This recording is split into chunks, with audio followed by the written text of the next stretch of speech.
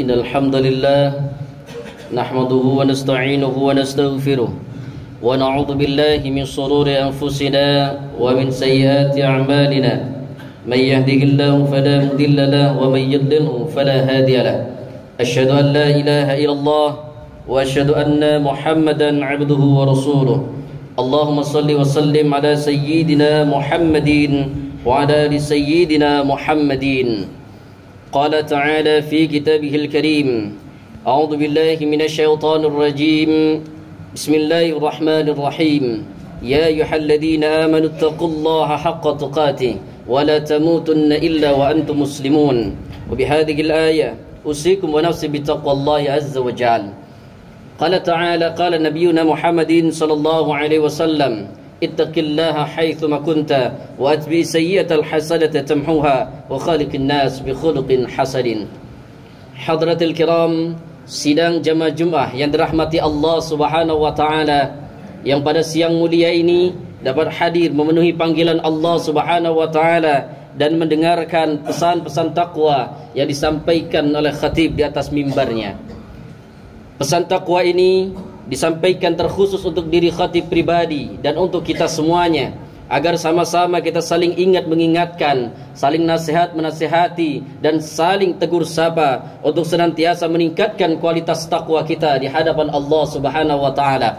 Karena tidak ada bekal yang lebih baik yang akan kita bawa pulang kepada Allah kecuali gelar takwa itu sendiri.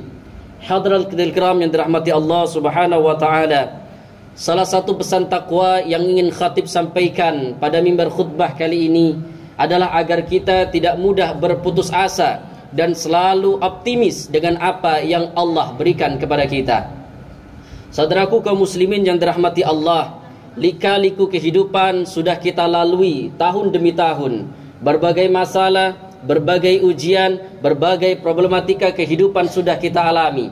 Dan semua masalah itu bukan membuat kita menjadi orang yang lemah. Justru sebaliknya, ternyata ujian-ujian itu menjadikan kita hamba yang jauh lebih tegar, jauh lebih sabar, dan jauh lebih kuat, serta siap untuk menghadapi tantangan kehidupan selanjutnya.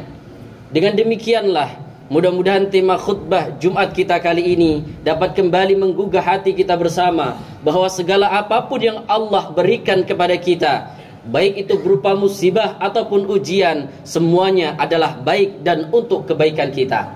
Allah katakan dalam Al-Quran, surah Al-Baqarah ayat 286, akhir daripada surah Al-Baqarah ini memberikan motivasi besar untuk kita semuanya. Kata Allah, la yukallifullahu nafsan illa wus'aha. Janganlah kita merasa bahwa ujian yang diberikan Allah itu berat. Masalah yang Allah berikan kepada kita itu tidak bisa kita atasi, sebab Allah sudah tegaskan la yukallifullahu nafsan illa wus'aha, bahwa Allah tidak akan membebani suatu kaum, tidak akan membebani hambanya dengan sesuatu di luar batas kemampuannya. Kalau kita merenungi daripada ayat ini, maka pelajaran besar yang dapat kita ambil adalah, hadirin, Allah Subhanahu wa taala ingin agar kita selalu menjadi hambanya yang optimis dan selalu butuh dengan Allah Subhanahu wa ta'ala. Mungkin kita selalu merasakan bahwasanya kehidupan yang kita alami sangat berat. Ada yang membuat usaha atau memulai usaha selalu gagal. Ada yang memiliki cita-cita tidak pernah tersampaikan. Ada yang memiliki harapan tidak pernah terkabulkan atau belum terwujud. Semua itu adalah bentuk ujian daripada Allah Subhanahu wa ta'ala, yang pada suatu hari nanti tentu kita akan menikmati hasilnya. Dengan catatan kita sabar, ikhlas, dan selalu meminta pertolongan Allah Subhanahu wa ta'ala.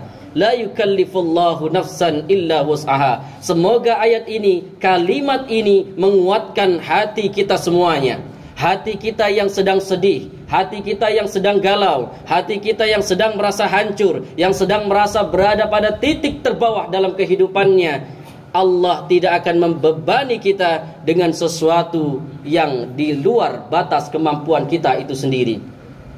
Saudaraku yang dirahmati Allah, inilah yang Allah ingin sampaikan kepada kita semuanya. Sebagaimana dalam surah Al-Fatihah sering kita sampaikan, iyyaka na'budu wa iyyaka nasta'in. Ketika kita betul dengan ikrar kita ini, maka segala kesulitan hidup akan diberikan jalan keluarnya oleh Allah Subhanahu wa taala. Dipertegas lagi misalnya, wa may yattaqillaha yaj'al lahu makhraja. Orang-orang yang semakin baik takwanya, semakin baik ibadahnya, semakin dekat dengan Allah, ketika ada masalah dia datang kepada Allah, dia salat 2 rakaat, minta petunjuk kepada Allah, maka jalan keluar seluas-luasnya akan diberikan Allah Subhanahu wa taala.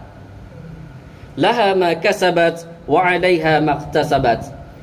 Dari segala hal kebaikan yang kita perbuat di dunia ini, kelak akan mendapatkan balasannya di sisi Allah Subhanahu wa taala. Sebesar biji zarah pun, amalan sekecil apapun, mungkin kita pernah membuang duri di jalan yang kita anggap itu amalan yang kecil, bisa jadi itulah yang membuat kita masuk ke dalam surganya Allah. Ketika kita duduk di dalam masjid, kita lihat ada bekas kuku, ada kotoran-kotoran yang tidak layak untuk ada di masjid, kita ambil, kita kantongi, lalu kita buang. Bisa jadi amalan itulah yang akan membawa kita ke surganya Allah Subhanahu wa taala.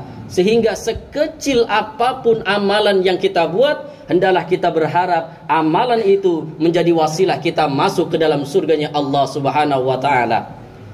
Bisa jadi salat yang kita tunaikan 5 waktu dalam sehari itu tidak semuanya diterima Allah. Bisa jadi puasa 30 hari yang kita tunaikan juga tidak semuanya diterima, diberikan pahala oleh Allah. Bisa jadi haji yang kita tunaikan dengan uang yang begitu banyak kita keluarkan juga belum tentu diterima Allah, karena amalan-amalan tersebut sangat mudah untuk dilihat orang lain. Nah, ketika dilihat oleh orang lain, maka sangat mudah pula akan timbul riya dan sum'ah, ujub, takabur dalam hati ini. Sehingga bisa jadi amalan yang kita anggap istimewa tersebut tidak membawa dampak apa-apa untuk diri kita sendiri. Dengan demikianlah, sekecil apapun amalan yang kita lakukan, kita sampaikan doa kepada Allah, semoga amalan itu menjadi wasilah untuk kita masuk ke dalam surganya Allah. Begitupun sebaliknya, setiap amalan buruk yang kita lakukan, keburukan yang kita perbuat untuk diri sendiri ataupun orang lain, akan membawa balasan yang setimpal pula nanti di hadapan Allah Subhanahu wa taala. Keburukan yang kita perbuat telah menjadi catatan malaikatnya Allah yang senantiasa dilaporkan kepada Allah Subhanahu wa taala, dan kelak kita akan mempertanggungjawabkannya. Sehingga dalam ayat ini Allah mengajarkan kepada kita semuanya, Rabbana la tu'akhidna in nasina aw akhtana. Ya Allah, kalau misalnya kami salah, kalau misalnya kami lupa, kami lalai, kami melakukan keburukan, kami lalai, kami tinggalkan kewajiban, ya Allah, jangan hukum kami. La tu'akhidna, jangan hukum kami ya Allah. Inilah doa yang senantiasa kita baca biasanya di malam Jumat. Kita minta kepada Allah. Kita sebagai insan yang lemah, mudah sekali lupa, mudah sekali berbuat salah, bahkan mengulangi kesalahan yang sama. Kita minta kepada Allah, la tu'akhidna, ya Allah, jangan hukum kami karena kelupaan kami. Ya Allah, jangan hukum kami karena kesalahan kami. Kemudian pada ayat ini Allah katakan selanjutnya, Rabbana wala tahmil alaina isran kama hamaltahu 'alal ladina min qablina. Ya Allah, ujian-ujian yang berat, ujian-ujian yang kami tidak sanggup untuk melaluinya, masalah-masalah yang kami tidak sanggup menghadapinya, ya Allah, ringankan. Ya Allah, bantu kami. Ya Allah, jangan buat kami menjadi lemah dengan ujian-ujian itu. Kuatkan hati kami ya Allah. Kemudian pula Allah katakan, Rabbana wala tuhammilna ma la taqata lana bih. Dengan konteks yang sama, kita mohon kepada Allah agar segala macam kesulitan yang kita hadapi ini akan diringankan oleh Allah Subhanahu wa taala. Karena yang bisa meringankan itu semua hanyalah Allah. Ayat ini luar biasa, satu ayat yang bermakna besar dalam kehidupan kita. Bagaimana kita diajarkan oleh Allah agar kita selalu merasa butuh dengan Allah Subhanahu wa taala. Karena kadangkala kehidupan dunia yang fana ini seringkali membuat kita lalai kepada Allah. Betapa banyak orang yang sibuk bekerja tertinggal salatnya. Betapa banyak orang yang capek bekerja tidak lagi sanggup berpuasa. Betapa banyak orang yang kaya raya diberikan harta melimpah tapi tidak ada niat untuk berangkat haji ataupun umrah. Saudaraku yang dirahmati Allah, kita mohon kepada Allah, seandainya kita mendapati beban yang begitu berat dalam kehidupan kita ini, akan segera diringankan Allah Subhanahu wa taala. Dan di penghujung ayat Allah mengajarkan kepada kita untuk selalu, yang pertama adalah wa'fu anna. Kita minta ampunan, maaf daripada Allah Subhanahu wa taala. Kalimat al-afu memiliki makna menghapuskan segala kesalahan yang kita lakukan. Ketika kita berdoa, wa'fu anna, maafkan kami ya Allah, maka kata al-afu ini kita memohon kepada Allah agar dosa kesalahan yang kita lakukan ini bukan saja diampuni, tapi juga dihapuskan seolah-olah kita tidak pernah melakukan kesalahan itu. Maka diulang lagi kalimatnya, waghfir lana, wa'fu anna waghfir lana. Kalimat ghafara memiliki makna yaitu mengampuni dosa dengan menutupi kesalahannya, tapi belum tentu dihapuskan catatan-catatan itu oleh Allah Subhanahu wa taala. Maka kita berdoa dengan kalimat yang mulia ini, wa'fu anna waghfir lana.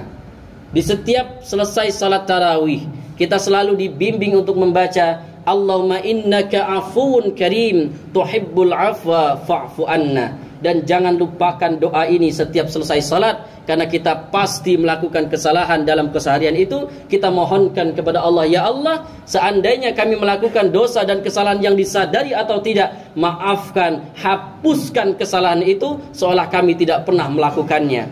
Kemudian yang terakhir adalah warhamna.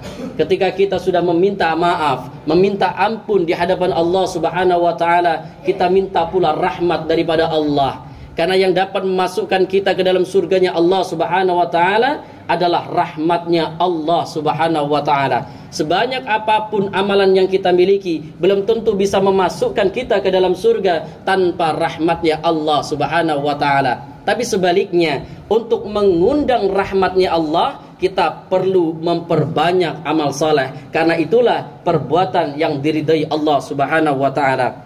Anta maulana fansurna 'alal qaumil kafirin. Dalam kehidupan nyata kita selalu membutuhkan Allah. Maka kita katakan, ya Allah, anta maulana, engkaulah yang menjadi wali bagi kami di kehidupan nyata kami, ya Allah. Engkaulah yang memfasilitasi kami, engkaulah yang memenuhi kebutuhan kami. Tidak ada yang dapat kami pinta kecuali engkau, ya Allah. Maka cukupkan kehidupan kami. Jemaah yang dirahmati Allah Subhanahu wa taala, semoga satu ayat ini menjadi pelajaran besar untuk khatib pribadi dan kita semuanya, bahwa segala sesuatu yang kita hadapi di dunia ini tidak lebih besar daripada kekuatan yang kita miliki yang diberikan Allah Subhanahu wa taala.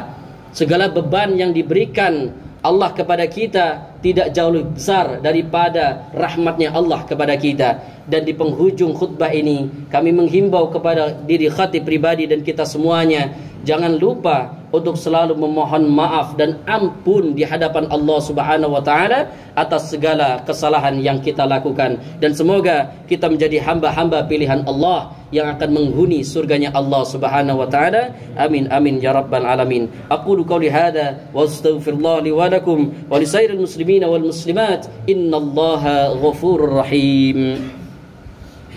Allahumma salli ala sayyidina Muhammadin